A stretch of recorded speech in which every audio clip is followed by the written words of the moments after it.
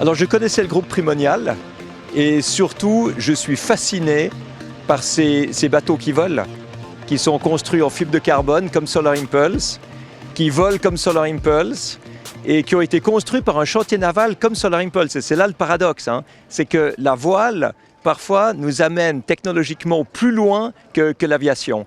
Et on en a profité bien sûr avec Solar Impulse. J'ai l'impression que l'aviation est dans une période d'optimisation, mais pas vraiment d'innovation. On a des avions qui volent mieux et qui sont plus silencieux et qui consomment moins qu'en 1950, mais c'est toujours la même forme. Alors que dans la voile, ce qui est assez extraordinaire, c'est qu'on est dans une pleine période d'innovation et de révolution. Des bateaux qui se mettent à voler, qui arrivent à prendre sur des foils des dizaines de tonnes de force. Et l'invention du carbone et là, son application dans la voile a transformé la navigation. Bon, ce qu'on voit, c'est qu'un multi 50, par exemple, n'a le droit d'avoir qu'un seul foil. Donc il déjauge, mais pas complètement. Il a toujours une partie du flotteur, surtout vers l'arrière, qui est dans l'eau. Donc on pourrait imaginer un bateau qui vole complètement. Et puis ce que j'admirerais beaucoup, je pense qu'on va tendre vers ça, c'est des bateaux à moteur qui sont sur foil. Et évidemment moteur électrique, parlons pas de moteur à combustion. Mais quand vous voyez le Sea Bubble d'Alain Thébault, qui est le fondateur, le créateur de l'hydroptère, on voit qu'on va réussir à avoir du transport maritime sur foil électrique et qui par conséquent consomme beaucoup moins d'énergie que si l'entier de la coque est dans l'eau. Non, moi je pense que c'est très bien qu'on limite la vitesse partout où il y a un moteur à combustion qui consomme de l'énergie, parce que ça permet d'économiser cette énergie. Maintenant, quand vous naviguez ou que vous roulez ou que vous volez à l'énergie renouvelable, que ce soit le soleil, que ce soit le vent, à ce moment-là, il n'y a pas de raison de limiter la vitesse. Vous avez de l'énergie à profusion. Donc un bateau à voile qui ne pollue pas, qu'il aille le plus vite possible, et un moteur à combustion qui pollue, qu'il aille le plus lentement possible. Parce que la consommation augmente avec le carré de la vitesse. Hein. Alors, vous pouvez partir de l'idée que c'est compliqué de protéger l'environnement et vous n'y arriverez jamais. Ou bien vous regardez quelles sont toutes les solutions qui, en s'ajoutant l'une à l'autre, font une vraie différence. Et il n'y a pas une seule solution qui fonctionnera, c'est une addition de multiples solutions. Alors, dans la marine marchande, vous avez des filtres pour absorber les particules et les toxiques dans les fumées.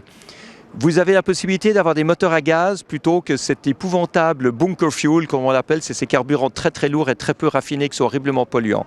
Vous avez la possibilité d'avoir des voiles, en fait des mâts voiles, moitié mât, moitié voile, rigides, qui permettent d'économiser à peu près 30% de l'énergie nécessaire à faire avancer le bateau. Donc là, on commence à combiner un peu la navigation sportive et la navigation marchande, mais sans obliger le capitaine à être un navigateur à la voile. C'est des systèmes entièrement gérés. On peut avoir un cerf-volant qui tire le bateau. Ça fait pratiquement 20% de réduction de carburant. Et puis, vous avez une mesure extrêmement simple et qui devrait être imposée, c'est une limitation de 20% de la vitesse. 20% de la vitesse en moins sur un cargo, c'est 34% d'économie d'énergie et d'émissions de gaz carbonique.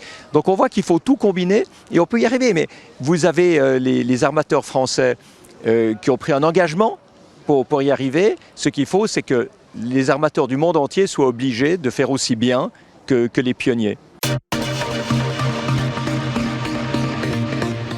Donc si vous me posez une question sur Lubrizol, moi je ne vais pas entrer dans la polémique de savoir si c'était bien ou pas bien, si les mesures de sécurité étaient appliquées ou pas, mais je pense que ça pose une question intéressante.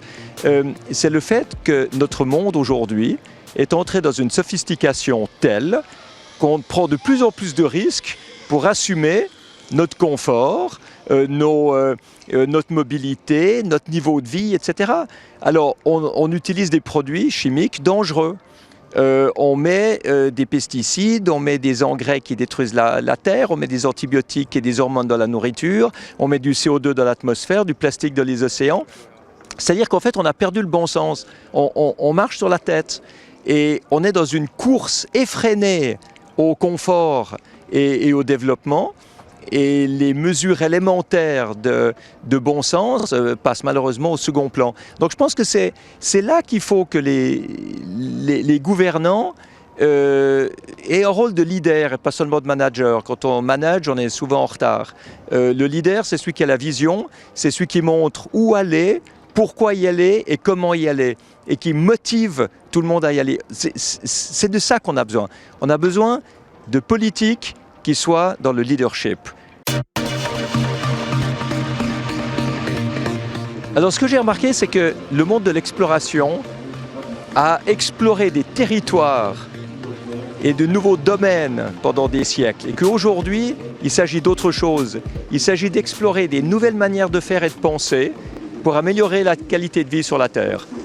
Comment lutter contre la pauvreté efficacement, comment protéger l'environnement, comment améliorer l'éducation, la santé, la gouvernance, les droits humains. Tout ça, ça nécessite des ruptures par rapport aux vieilles manières de fonctionner. Et les explorateurs et les pionniers, les aventuriers, sont ceux qui sont bien armés pour faire ça. Parce qu'en fait, un explorateur, c'est quelqu'un qui est insatisfait de ce qu'il voit et de ce qu'il a. Un explorateur, il déteste le statu quo. Il veut toujours aller plus loin et faire mieux. C'est pour ça qu'il faut promouvoir cet esprit d'exploration, donner envie aux gens de mobiliser leur enthousiasme, de mobiliser leurs rêves, de croire qu'on peut faire beaucoup mieux que ce qu'on fait aujourd'hui. Il vaut beaucoup mieux suivre ses rêves, se donner les moyens de les réaliser et de temps en temps rater avant d'avoir le succès, que d'avoir peur d'essayer et de rester dans sa zone de confort. Le plus gros danger, c'est de ne pas prendre de risques.